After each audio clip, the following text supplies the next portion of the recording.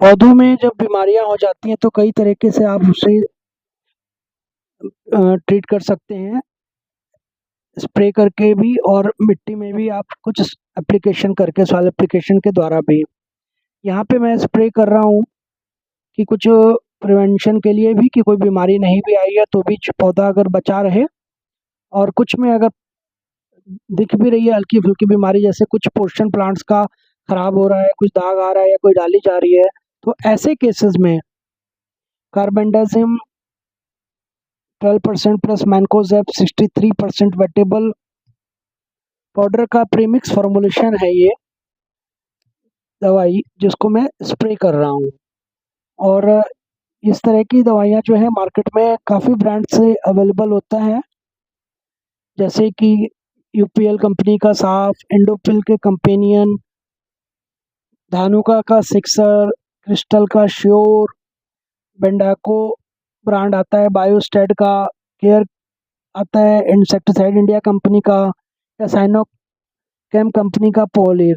तो इस तरह के ब्रांड्स में से आप कोई भी चूज़ कर लें। पर्पज़ ये है कि जो बीमारी है उसको ये कार्बेंडाजिम प्लस मैनकोजेब फॉर्मुलेशन जो है वो प्रिवेंटिव स्टेज, बीमारी आने से पहले और बीमारी आने के बाद जो है वो दोनों का ही इसमें कॉम्बिनेशन रहता है। इस तरीके से इसको यूज़ कर सकते हैं।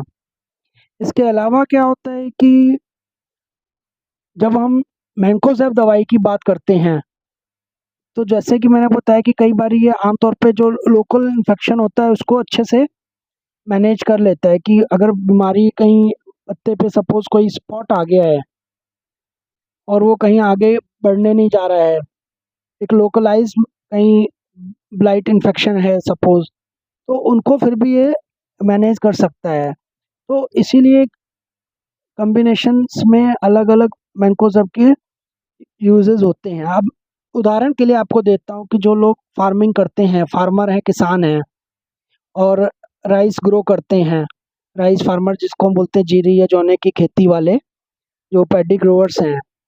अब उनके खेतों में भी कई बीमारी आ जाती है, जैसे कि धान की अगर हम बात करते हैं, तो धान में एक बीमारी खास तौर पे आती है जिसका नाम होता है शीत ब्लाइट। तो जिनके घर भी खेती किसानी है और वो चावल लगाते हैं, तो वो चावल के पौधे में वो देखेंगे कि शीत ब्लाइट का एक बीमारी आ जाता है। तो उसके केसेस में कई किसान जो हैं वो मैंकोजेब के साथ इस्तेमाल में आई गई एक और दवा, जिसका कि नाम एजॉक्सीस्ट्रोबिन है, वो भी एक केमिकल फंजीसाइड है। तो ये एजॉक्सीस्ट्रोबिन और मैंकोजेब का एक प्रीमिक्स फॉर्मुलेशन होता है, जिसमें कि एजॉक्सीस्ट्रोबिन 8.3% और मैनकोजेब 66.7%। इसका एग्जाम्पल है यूपीएल कंपनी की एक दवा एवांसर ग्लो। तो इस टाइप की दवाओं को भी किसान यूज में लाते हैं खेतों में बीमारियों के लिए। तो आप देख रहे हैं कि जो भी दवाई होती है उसमें उसका क्या प्रिवेंशन है। मान लीजिए कोई रिएक्शन आ रहा है तो उसका क्या एंटीडोट है, क्या उसको कैसे मतलब बचाव करना है। तो ये जो भी इंफॉर्मेशन लीफलेट पे होती है या पैकेट के ऊपर लिखी होती है, आप उसको जरूर पढ़ें। Whenever you are going to use any chemical, fungicide, insecticide और any other treatment molecule formulation, तो उसमें आपको वो ध्यान देना बहुत ज़रूरी है कि वो एक एक्सपर्ट की एडवाइस के बाद ही आप इस्तेमाल करें। जो भी कोई अगर आपके आसपास हैं एग्रीकल्चर डिपार्टमेंट का या और कहीं एक्सपर्ट होते हैं, तो उनके सलाह से ही आप दवाई का इस्तेमाल करें, ये आपको खास ध्यान रखना होता है। दूसरा जो इसमें प्रिकॉशंस चाहिए वो आपको पूरा प्रॉपर होना चाहिए। अब फॉर एग्जांपल ये दवा है, तो आप देख रहे हैं कि ये आमतौर पे 1 ml पर लीटर के मात्रा से स्प्रे किया जाता है इस फॉर्मुलेशन को।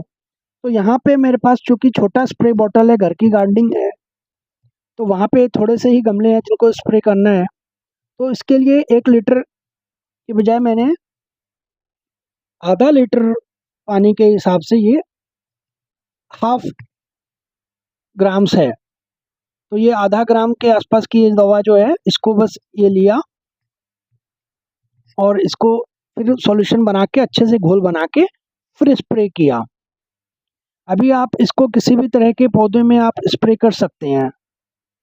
तो चाहे वो अगर गार्डन है, होम गार्डन में जैसे आप देख रहे हैं ये ग्राउंड पे कुछ हैं, तो उनको भी आपने अच्छे से स्प्रे करना है। और जब हम स्प्रे करते हैं तो आमतौर पे किन बातों का ध्यान चाहिए कि आपका एक सिंपल वॉश जो है, सिंगल वॉश, वो ही काफ़ी होता है। बस एक बारी वो पत्ते पे आपने स्प्रे कर दिया तो वो काफ़ी है। अननेसेसरी उसको बार बार आप उस पर रिपीट भी करते रहेंगे तो वो उतना यूटिलिटी नहीं रहेगा उसका, आपका पर्पस तो पहले ही सॉल्व हो चुका है। तो ये इस तरीके से आप स्प्रे कर